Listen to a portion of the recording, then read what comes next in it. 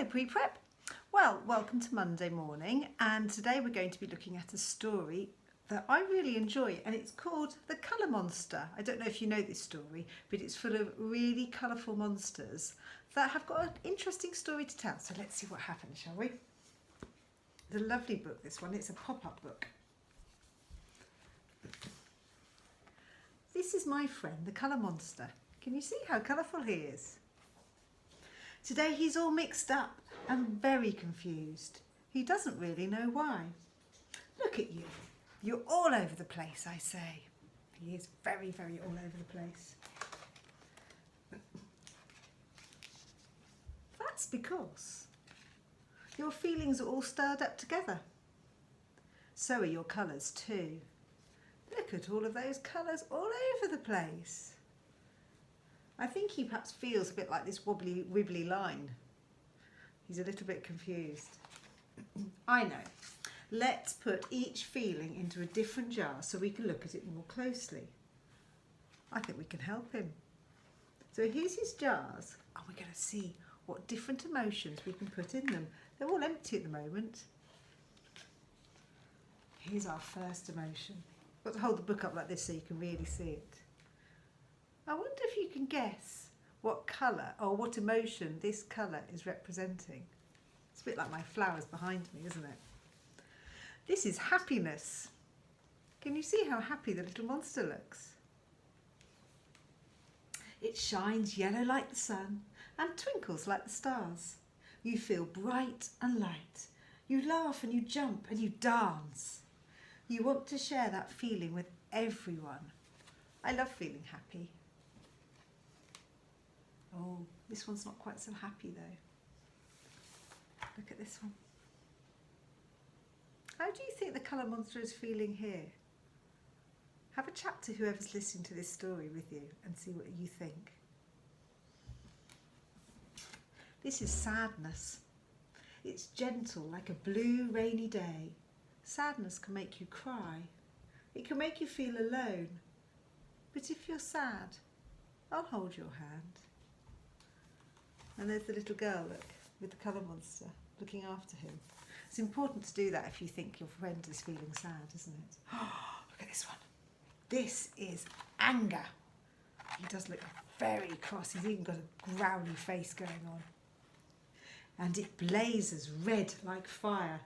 Anger can make you want to stomp and roar and shout, "It's not fair." Have you ever felt like that? I think we've all felt like that sometimes, haven't we? It's not a great feeling though, is it? Here's another one that's not ever such a nice feeling. How do you think the colour monster is feeling in this picture? This is fear. It's black like the night and hides in shadows like a scaredy cat. Being afraid can make you feel very small and alone. If you're scared, tell me why, and we can walk through the forest together.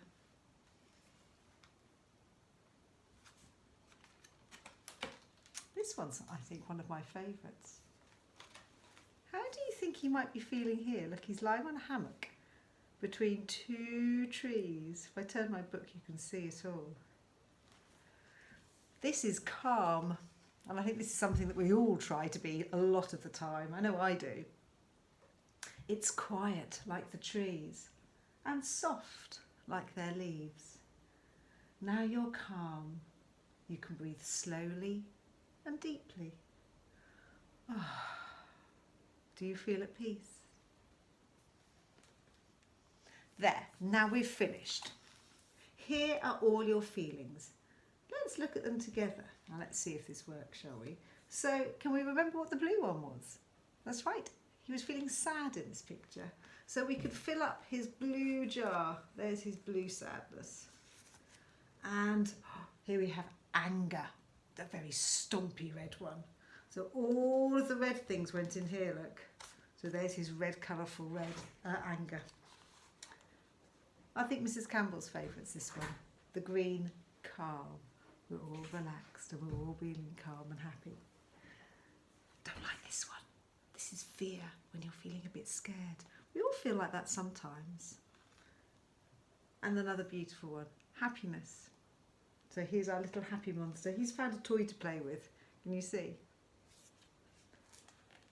But what's this? The colour monster looks a bit different now. How do you feel now? How do you think the colour monster feels here?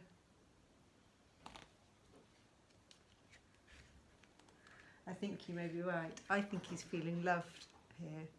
And love is a funny feeling because it's sort of like a mix of lots of different feelings. So you feel happy, you feel calm, but it's lovely to feel that somebody's looking after you as well.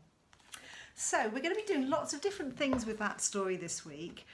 The first activity I'd like you to do is talk to whoever's listening to you with this, listening to this story with you, and talk about different things that make you feel different things. So think of something that perhaps makes you feel happy, something that maybe makes you feel a little bit scared, something that might make you feel sad or angry, and something that makes you feel calm. So sometimes it's really tricky to think about those different emotions, but it is really important that we have different emotions. There's nothing wrong with feeling grumpy and cross sometimes, as long as you can find a way of feeling happy and calm again afterwards. It's important sometimes to feel a bit scared so that you don't do something like run across a road that you mustn't do. So all of these different emotions are important to us, and it's a really good thing to recognise them. But I want to finish on a really good, positive and a happy note. So there's a page for you to look at, and there's a little person having some thoughts, and I want you to think about some things that make you feel happy. And in the thought bubbles, can you write and draw the things that make you feel happy? Now, it might be something that's a bit tricky for you to write, so mummy or daddy can write it for you, and you can draw a picture to show the feeling. So have fun with that, and when you've done it, when you've done your picture, I'd like you to get somebody to take a photograph of it, and you can post it onto your tapestry site, and that way I can see it. If you don't get around to drawing it, that's okay, but make sure you have a good talk to whoever's working with you about the different things that make you feel happy, so at least you can visualise them and think about them. Okay, I'll see you soon. Bye bye.